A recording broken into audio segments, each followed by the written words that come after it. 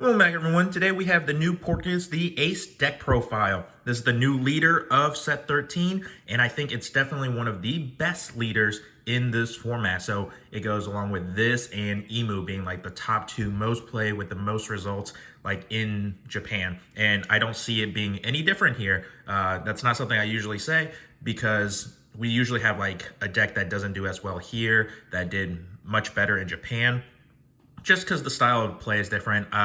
I've been playing this for a little bit and it seems incredibly strong and very simple to play. The leader has two good effects. Okay, so with that, let's begin. This is a going second deck. You really do want to go second.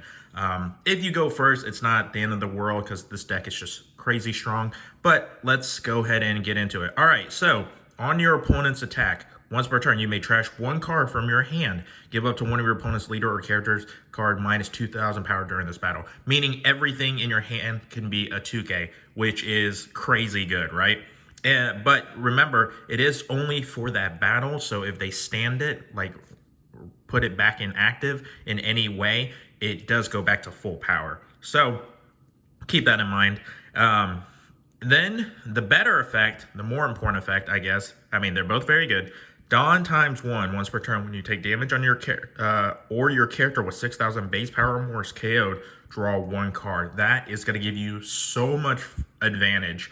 That's basically like, think about like Blue Purple Luffy where, hey, that first effect is just going to keep on giving you +1, +1, +1. This is basically the same thing. And we have ways to like get that extra cards, like for example, the Marco Blocker, which we'll get into. All right, so let's get right in. All right, so this deck is incredibly consistent because of our searchers. So this one, looking for something that includes Whitebeard Pirates, which means we can grab the Marco, even though it's a former Whitebeard Pirates, because it has that in the title, because it has Whitebeard Pirates in the title. And then it does have a second effect. On your opponent's attack, you can trash this character, draw one card, and then place one card from your hand on the bottom of your deck. Now, usually I will leave this out on the field. Unless I'm going against a deck that actually does pop stuff, then I might just go ahead and trigger it on the first effect. The reason I leave it out is sometimes they might play something that I don't like, and I want to bounce it with like Jozu. So then I'd leave this as a target, bounce it back to hand, bounce that thing. Or if they don't have anything, if they're like a leader focused deck and I have like multiple searchers like this, Otama, Garp, whatever, I just use Jozu to scoop up 2 cards, which is just more pluses. This deck gets incredibly big in hand size, so be careful, especially against other blue decks where you know they're probably going to be playing pudding. Pace yourself, and the way to really win with this deck is to like avoid taking any damage in the beginning part of the game. So keep that in mind. Now, next we have the new searcher, Monkey D. Garp. If your leader is Sabo, Ace, or Luffy, look at 4 cards from the top of your deck. Reveal 1 card with a cost of 3 or more and add it to your hand. Like, that is crazy. So that basically adds so many of our deck. Anything we want, just grab it to our hand, as long as it's 4 or 3 or more. So that's not, there's no limit to character type or anything. Like, that is a crazy searcher. Next, we have the new Otama. This is just to fix our hand if our hand ends up being bad, especially in the beginning, because there is no plus here, right? Because, hey, if you have 3 life or less, draw 2. So it costs 1 to play this. Like, it costs a card from hand to play this. This does nothing on the board, like as an attack or a blocker or anything. So like you're -1 right there. Draw 2, so you're up 1, but then you have the trash 1, so it's a net 0. So don't think of it as pluses, just think about it as fixing your hand if you are ending up dropping this. And then otherwise it is a nice 2K counter. And if it is on board and if you do have Jozu and stuff, you could bounce it. So it could end up being a plus, right? So we have 4 Otamas. Next we have 1 Thatch, just searchable 2K. This hasn't really come up for me to use it, but I can see it, like situations where, hey, that -2 might actually be useful. but like I don't want to play Otama just because she's not searchable as for as many cards as off of as many cards as Thatch is. Basically the Ezo, right? Ezo could grab this while Otama can't be grabbed by any of my searchers. So just, you know, one of these Thatches. Next we have, of course, the card that's going to give us the crazy amount of hand advantage, okay? Blocker Marco on KO, draw 2 card, but because it's a base 6, right, that means it triggers our ace effect, which means when this dies, we're going to draw 3, you know? So not only are you going to save a card by blocking, you're also going to draw 3 cards, which is amazing. Your opponent, like, really don't want to give you that draw 3 because then it's going to be even harder for them to deal you a damage because now you have so many cards. So this is incredibly important. In fact, sometimes I actually just drop it out and just use it as an attacker because, you know, like it's the vanilla stat line of 4/6. I mean, it's just missing the 1K, but who cares? But 4/6, and you know, that's a crazy big swing, especially early game. I like to drop this on turn 2. I drop it on turn 2. That does not give me the Dawn to attach 1 for ace, but that's fine. Usually your opponent isn't set up to deal you any damage at that point yet anyway, unless they just slap all their Dawn. And if they do that, they lose their chance to set up board. So like, hit or miss, depending on the situation, how your opponent decides to play, but it's very flexible either way. 1 pudding. Normally I would play this at minimum 2, right? But this deck draws so freaking much. A 1 of, I'm going to see it. Like, I'm going to see it. It's shocking. It's actually shocking. But like in the mirror match where, hey, they drop a bunch of Yamatos, they drop whatever, they're not playing conservatively at all. You just drop this out, rip their hand, just be done with it. This can actually also apply to Emu if you, like going against Emu, if you don't get your damages in super early. If you don't get your damages in super early and you're playing a stall game, they're going to get a lot of card advantage because of, you know, them dropping their 10 cost. So they're going to get like a searcher, then they're going to get a blocker that has a draw 1, and then they're going to just keep on cycling their hand, and every one of those, and all it costs is like that 1 10 cost Elder, and they just do it all over again. So if you don't get that damage in early, this is like an amazing card to drop. Plus we actually have 5 and 6 costs that we can mix with this in that later stage of the game because it's only a 4 cost, which is super nice. All right, next we have 2 Jozu, really just in here for the searchable 2K. It's also searchable off of Garp, but it has rush if we need it. It's not a big rush, but if we need it. 2 Atmos. This is just to deal with really annoying cards that are 4 costs and less because we need to bounce them. So for example, because we are playing big bosses, we might like see them play like a Mr. 2, right? We want to bounce to Mr. 2. Then also like one of the deck weaknesses is like faster decks that can deal damage before I can set up. So we're talking Rayleigh, we're talking, not really Rayleigh just because, I mean, it takes a little bit to hit that 6. Not that it is terribly hard or anything, but we want to be able to control their board size. But like Bello Betty that can hit really hard and stuff, we need to bounce and pace ourselves until we get to like 8 Dawn. So we play this at 2. Next, we have one of the new cards. I did get 2 Altards of it, which is amazing. This is a generic blue card. Like I would pick this up just because any like 4 life leader in the future for blue will probably be playing this because on play, if you have 3 or less life cards, draw 2 cards. That's literally a plus. This is actually something on board. It's a like decent body on board, and you get a +2. Like that's amazing. There's no draw. And then you give 1 Rested Dawn to your leader, which automatically activate this. Now, if you drop this at, like if you end up going first and dropping this at 5, like Ace effect is active. But what I really like to do is, you know, dropping Marco on turn 2, then dropping Yamato.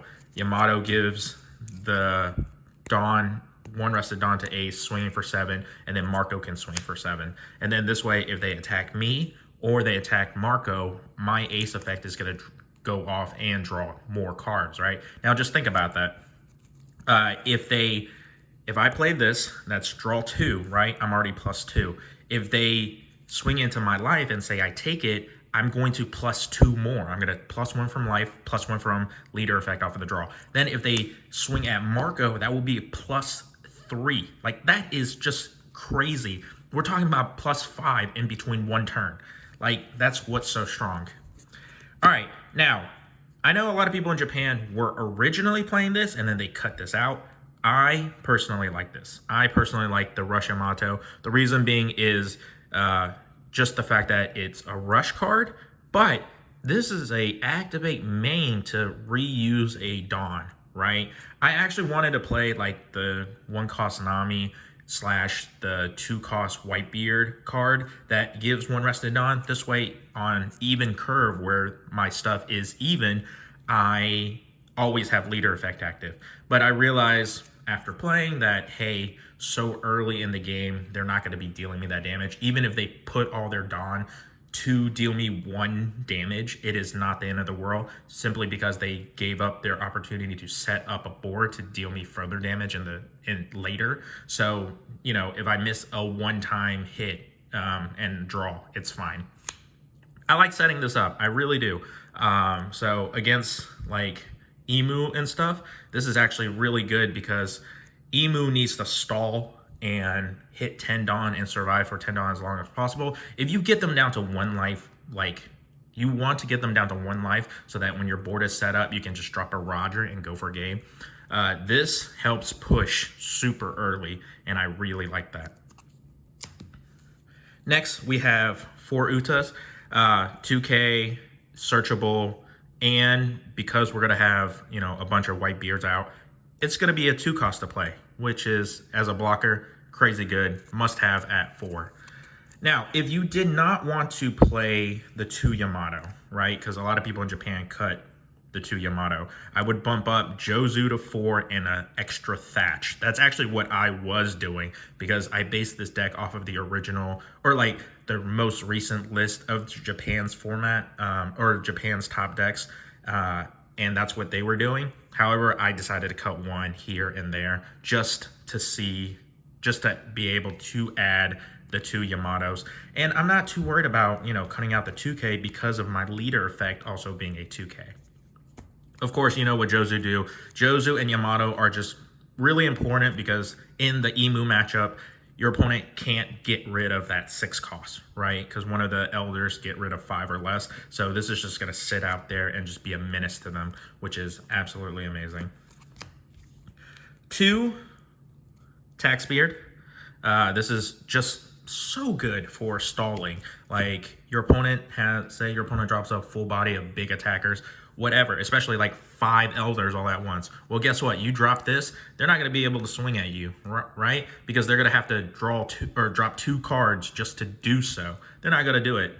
It's just not worth it when it's such an easy counter out for you. And the best part is, even though this doesn't trigger until you're at 2 life, the new event can rip a life. So even if you're at full life from the start, you can trigger this by playing it off of the event. So we'll get to the event. Next, we have the new Whitebeard, which is Blackbeard. It is so good. Draw 2, trash 1, that's a +1, and then give your leader and 1 character 2 rested Dawn each. Like, that means you set this up, your leader's going to be automatically active, and one of your other characters is going to be bigger. One of your other characters, which is like your Yamato, which is like your Marco, which is like your other Yamato, like, it's going to swing for like 8, right? Even in a mirror match, that's going to hit. That's going to take 2 cards, which is just amazing. Now, of course, in the mirror match, you will have to worry about this coming out as well because it will hit very hard. 2 Rogers, absolutely necessary. Shut off the emus, shut off the mirror match. Absolutely need to have that too. Just force them to be like, hey, give me all the cards in your hand. Otherwise, it's game. 2 Red Rocks just to deal with annoying cards. Against Emu, I just pitch it for leader effect for a 2K, which is, you know, really nice. Of course, the most important event in the deck, I am Whitebeard. To play like 10 cost Blockbeard like on your fourth turn. So that's really good. Now, I will mention I didn't consider the Ripping a Life to get 2k as often, but actually it's sometimes extremely necessary to win the game. As in, not like just for the attack, but for the survival. 2k difference is huge. I mean, I know it's huge, but like when you actually see it in play, like against a Roger deck or something, where they're hitting you with like 12s and whatever, and you're like, oh, well, does that 2k end up mattering when, you know, all those cards are gonna rip like several cards? Yes, actually it does. Even if you have to go down to 0 for it, like it does worth it. But be careful with that, do your math. And finally, we have one Rad Beam. You're gonna see this. You're gonna see this. And you're going to activate it on, and we draw so much, I always see this. Like, it's shocking how consistent this deck is. But like, normally when you're at 10 Dawn, you play this, play a White Beard, say it's the Tax Beard instead. You still have 1 Dawn to attach, 2 Ace, and then have 1 left open for a Radical Beam. You could bump this up to 2. I haven't seen the need. It really is like Rad Beam really is left open for a turn where you do play this off of. All right, and with that, that is my deck profile. I will do an Emu one next. I do have that finished, and I will do some gameplays of this and upload those. So let me know what changes you would make if you try this deck out, what you like, and I'll see you guys next time. Thanks for watching.